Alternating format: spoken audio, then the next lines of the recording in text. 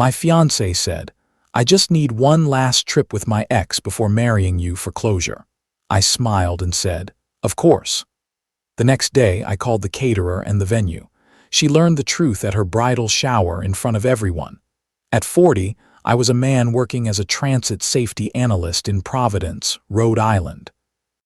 Brooke, my fiancée, was 30, and we'd been together 5 years. A shared lease and $21,900 in wedding deposits hung over every decision. When she turned closure into a weapon and rewrote our reality, I chose myself. I liked quiet mornings in the Harborstone Quarter. My day started with a 2-mile walk and a tidy to-do list. At Kettle and Brick Cafe, I ordered the same oatmeal. The total was $11.60, and I always left $4. Brooke preferred chaos that looked romantic. She called it spontaneity, like it was a virtue. Our loft sat above a fictional bakery on Alder Row. The lease ran another 10 months, and the early exit fee was steep. I kept a brass key tag on my ring. It was stamped 9B and scratched from years of use. Brooke teased me about it at Tide Glass Noodle House. She tapped the tag with her nail and smiled. "You and that little talisman," she said. "It keeps me grounded," I said. I carried a red accordion file everywhere. Lease papers, vendor contracts, receipts, and notes lived inside it. Brooke called it my portable anxiety. I called it my brain in paper form. The wedding planning felt manageable at first. We booked the venue, the caterer, and a small band. The deposits were spread across 3 payments. Each payment was logged in my bank app with a memo line. I wrote memos like I wrote reports at work. Clear, boring, and undeniable. Bank memos were my habit. They later became my armor. My routine mattered because my job mattered. I protected commuters for a living, and I took it seriously. One afternoon, my supervisor asked me into a glass office. The meeting lasted 22 minutes and changed my direction. A new role was opening in Boise, Idaho. It was a safety program lead position with actual authority. The offer came through the next day. Salary was $154K plus a $12K relocation stipend.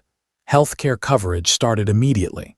There was also a 9% retirement match. I read it twice at Paper Harbor Deli. My sandwich cost $14.25 and my hands trembled anyway. When I told Brooke that evening, she laughed first, not a happy laugh, a dismissive one. "Boys is a detour," she said. "It's a step up," I said. She leaned on the counter and crossed her arms. Her eyes slid past me like I was background noise. "You'll flame out," she said. "You don't know that," I said. She pointed at the stack of vendor folders. "We have a wedding," she said. "We have choices," I said. Brooke's mouth tightened. I didn't need her applause, I needed her respect. She changed tactics and acted tender for 2 days. Then she dropped her real request, soft and sharp.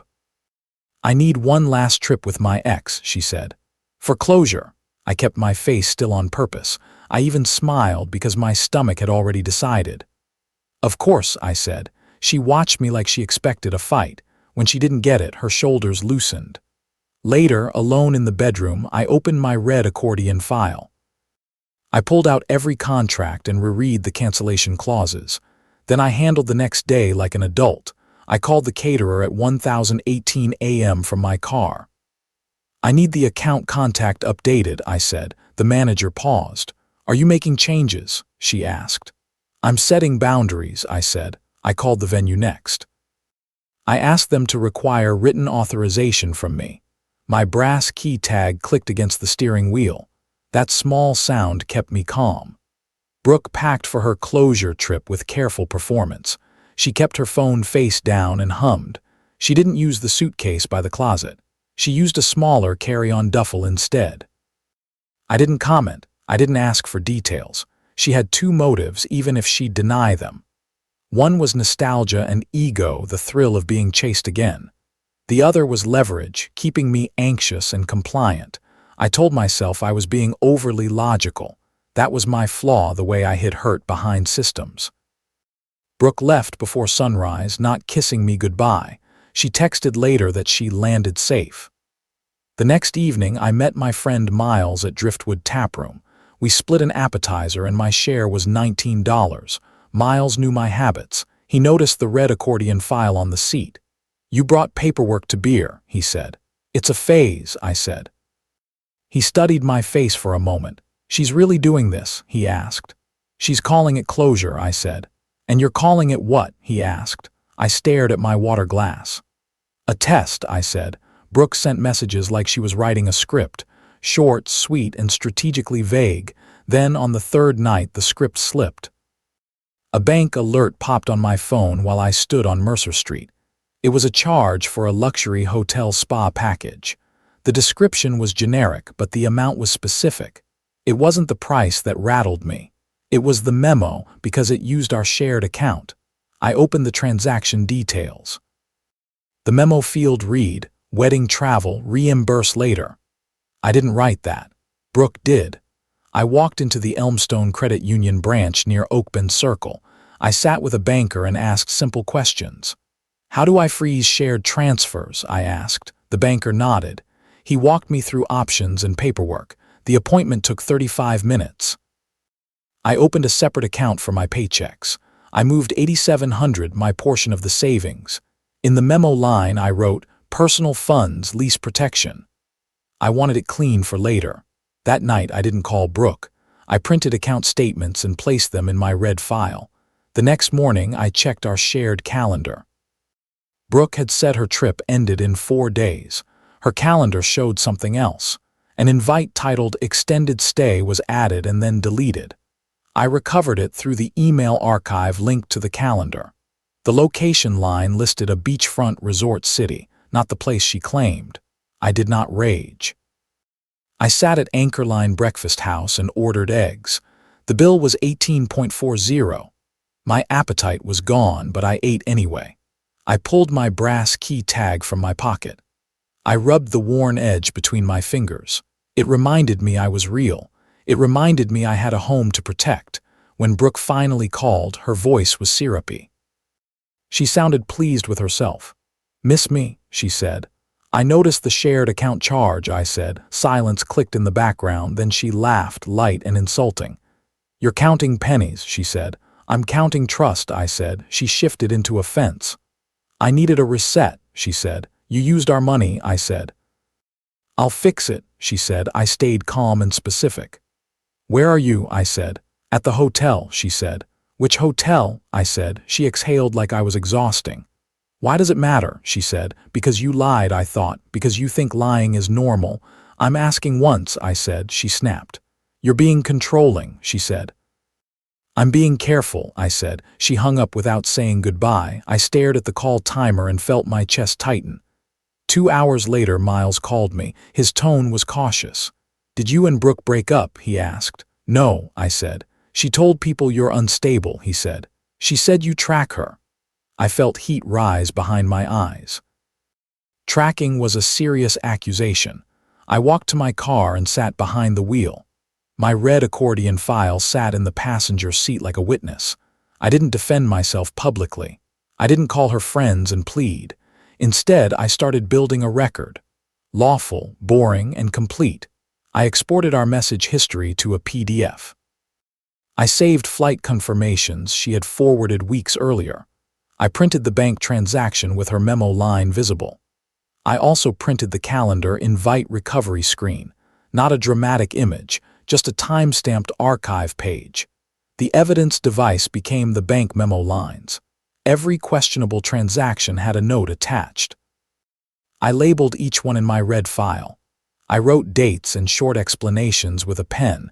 In the shared account, more charges appeared, one for a couple's dinner, one for a boutique shop. The memos were worse. Future honeymoon credit. Thanks for understanding. I didn't understand, I documented. I booked a consultation with an attorney named Renee Hart. Her office sat on Silverwell Avenue near a small fountain. The consult fee was $325. I paid by debit and wrote a memo line. Legal consult, lease exit. Renee listened without interrupting. She didn't dramatize it, and I respected that. "Do you want revenge?" she asked. "I want peace," I said. She nodded once. "Peace needs paperwork," she said. We reviewed the lease. We reviewed the vendor contracts. We reviewed the shared account structure. You can exit cleanly, she said, and you can set a no-contact boundary. I swallowed hard. That boundary sounded both harsh and necessary. Renee asked for one thing.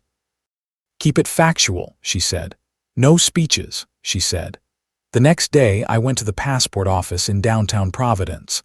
It was a new requirement for my boy's role. The line moved slowly under fluorescent lights. I held my red accordion file like a shield. A clerk called my number and checked my documents. She asked me to confirm my address. I glanced at the brass key tag. Unit 9B, I said. The clerk stamped forms and slid them back. Processing fee was $190, and I paid it quietly. That passport office scene was strangely grounding. It reminded me my future existed beyond this mess. Brooke returned after more days than she promised. She walked into the loft like nothing happened. She tossed her duffel near the couch, then she smiled like I should be grateful. Hey, babe, she said. We need to talk, I said. She rolled her eyes, already bored. I'm exhausted, she said. You can be exhausted and accountable, I said. She snorted. Here we go, she said. I placed the red accordion file on the table. I set the brass key tag beside it.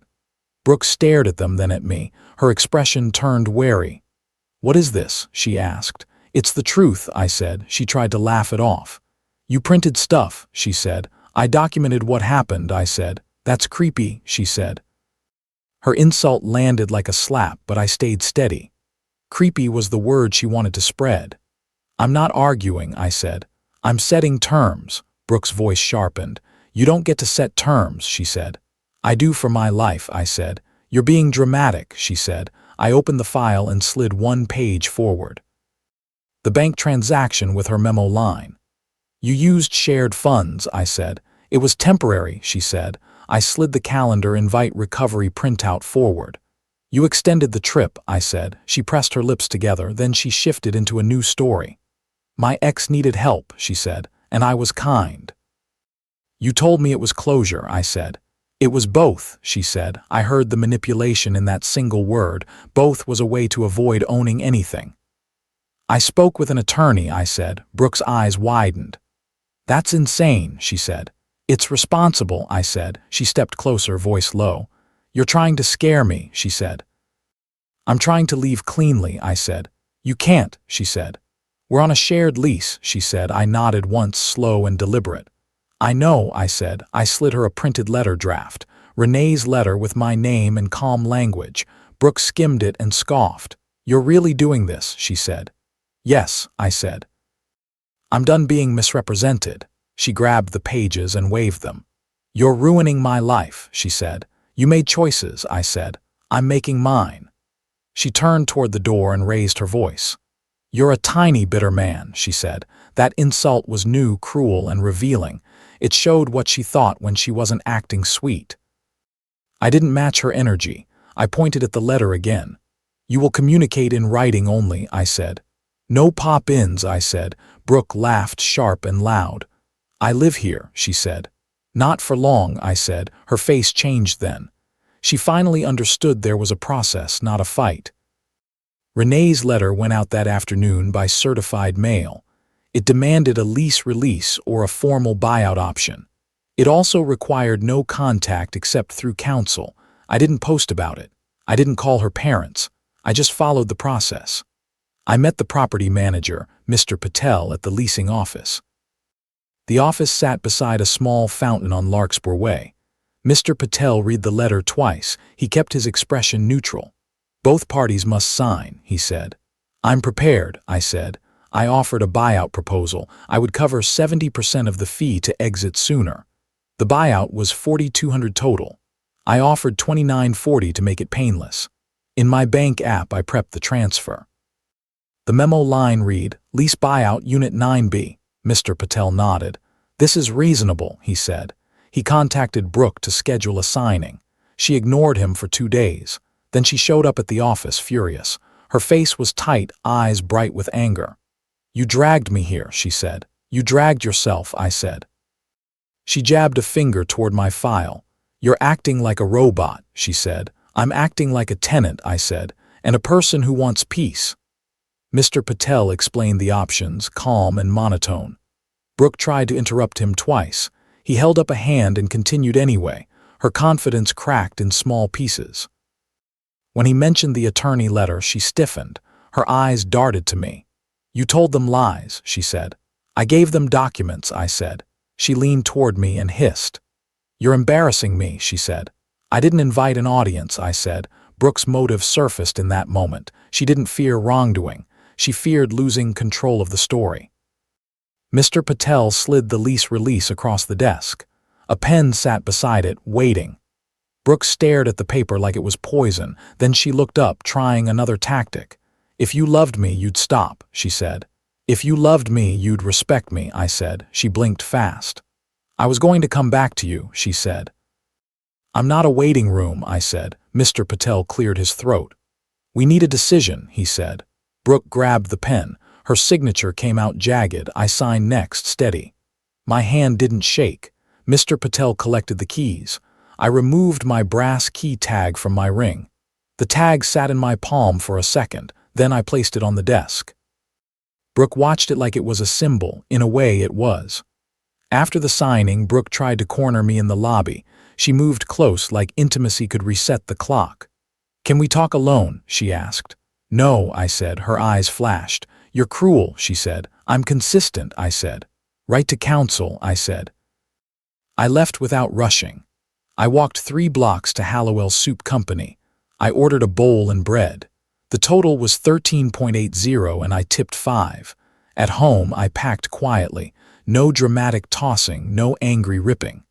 The red accordion file stayed with me. It held everything I needed to close this chapter. The boys' job finalized while I packed. My new team emailed onboarding details and a relocation timeline. I rented a small apartment near a fictional neighborhood called Sagewind Terrace. The deposit was $17.20 and the lease term was 12 months. I used my new bank account for all payments. Each transfer had a memo line, clean and specific. Deposit Sagewind Terrace. First rent, boys. Brooke didn't stop trying to rewrite the story. She messaged mutual friends with vague warnings. She told people I was paranoid. She implied I monitored her. It worked on a few people for about a week. Then the truth moved on its own. The venue reached out to her about account authorization. They refused to accept changes without my written approval. The caterer asked for payment timing details. Brooke couldn't access the portal anymore. Those consequences weren't an attack. They were the result of my boundary.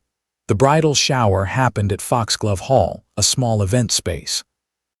Brooke arrived glowing, acting like nothing was wrong. I was not there. I didn't want the spectacle, but the truth found her anyway. The venue coordinator called during the shower. Brooke put the call on speaker without thinking. Her friends were arranging gifts and pastries. The coordinator's voice filled the room. "I need the updated payment method," she said. Brooke's smile froze. "What do you mean?" she asked. "The account holder changed," the coordinator said. "We require written authorization from him." A few people went quiet. Someone coughed, then another person whispered. Brooke tried to play it off. She laughed too loudly and waved her hand. "It's just a mix-up," she said, but confusion spread. Questions followed her like shadows. She left the shower early. She drove to the loft and pounded on the door. I didn't open it. My no-contact boundary had already started. She sent emails to my personal account. Renee's office replied, short and formal. Brooke's messages shifted from rage to pleading, then back to rage. I moved to boys with 2 suitcases and 1 box. The box held the red accordion file and a few photos. My first week in boys felt like breathing clean air. The mornings were crisp and quiet. At Juniper Rail Coffee, I bought a latte. It was 6.75 and I sat by the window. Work was demanding in a satisfying way. I reviewed safety plans and ran incident simulations. My manager, Carla, respected facts. She didn't need stories, only solutions. 3 months in, I led a pilot program for a new transit corridor. We reduced near-miss reports by 18% in 1 quarter. Carla called me into her office and nodded once. "That was solid," she said. A bonus hit my account the next pay cycle. It was $9,800 after taxes, and I saved most of it. I kept using bank memo lines. Emergency fund. Retirement catch-up. Debt payoff. That habit gave me pride, not fear. It felt like choosing myself every day.